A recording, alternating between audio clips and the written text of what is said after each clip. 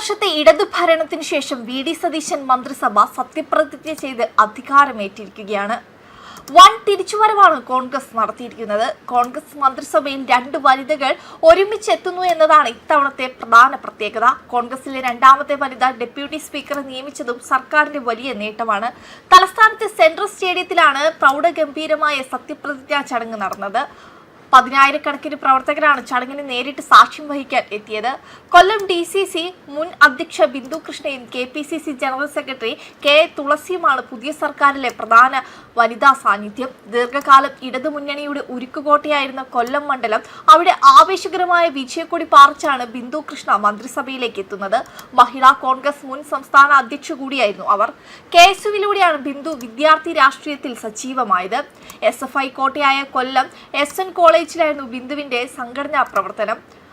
കഠിനാധ്വാനത്തിലൂടെ പിന്നീട് കോൺഗ്രസിന്റെ മുൻനിര നേതാവായി അവർ വേഗം വളർന്നു. ഈ പഴയ KSU വനിതാ നേതാവ് ഇനി സതീശൻ മന്ത്രിസഭയിലെ വനിതാ ശിശുക്ഷേമ മന്ത്രിയാവും. 1987 മുതൽ 1989 വരെ SN മെൻസിൽ അവർ KSU യൂണിറ്റ് ജനറൽ സെക്രട്ടറി ആയിരുന്നു. പിന്നീട് 1991 മുതൽ 1992 വരെ യൂണിറ്റ് പ്രസിഡന്റായി ബിന്ദു കൃഷ്ണ പ്രവർത്തിച്ചു. ഈ കാലയളവിലാണ് അവരുടെ രാഷ്ട്രീയ അടിത്തറ ശരിക്കും ശക്തമാവുന്നത്. തിരുവനന്തപുരം ലോ അക്കാദമിയിൽ നിന്ന് അവർ ആദ്യ നിയമബിരുദം നേടി. ശേഷം ഗവൺമെന്റ് ലോ കോളേജിൽ നിന്ന് രാജ്യാന്തര നിയമത്തിൽ ബിരുദാനന്തര ബിരുദവും പൂർത്തിയാക്കി. പഠന ശേഷം അവിടെ കോടതിയിൽ അഭിഭാഷകയായി പ്രാക്ടീസ് ചെയ്തു.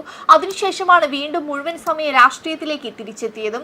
2004 മുതൽ 2007 വരെ ഇന്ത്യൻ യൂത്ത് കോൺഗ്രസ് സംസ്ഥാന ജനറൽ സെക്രട്ടറിയായി. 2007 മുതൽ 2011 വരെ മഹിളാ കോൺഗ്രസ് സംസ്ഥാന ജനറൽ സെക്രട്ടറിയായും അവർ മികച്ച സേവനമനുഷ്ഠിച്ചു. പാലക്കാട് ജില്ലയിൽ നിന്നുള്ള ആദ്യ വനിതാ മന്ത്രിയാണ് കെ തുളസി. VK ശ്രീകണ്ഠൻ MPയുടെ ശക്തമായ രാഷ്ട്രീയ പിന്തുണ തുളസിക്ക് വലിയ തുണയായി. ദീർഘകാലം KPCC ജനറൽ സെക്രട്ടറിയായും കേരള വനിതാ കമ്മീഷൻ അംഗമായും ഇവർ പ്രവർത്തിച്ചിട്ടുണ്ട്. തദ്ദേശ സ്ഥാപനങ്ങളിൽ ജനപ്രതിനിധിയായി ദീർഘകാലം പ്രവർത്തിച്ച വലിയ അനുഭവ സമ്പത്തും തുളസിക്കുണ്ട്.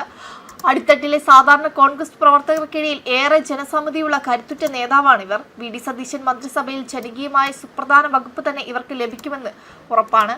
2 വനിതകൾക്ക് ഒരേ സമയം ക്യാബിനറ്റ് പദവി നൽകുന്നത് കേരള രാഷ്ട്രീയത്തിൽ തന്നെ വലിയൊരു രാഷ്ട്രീയ സന്ദേശമാണ്.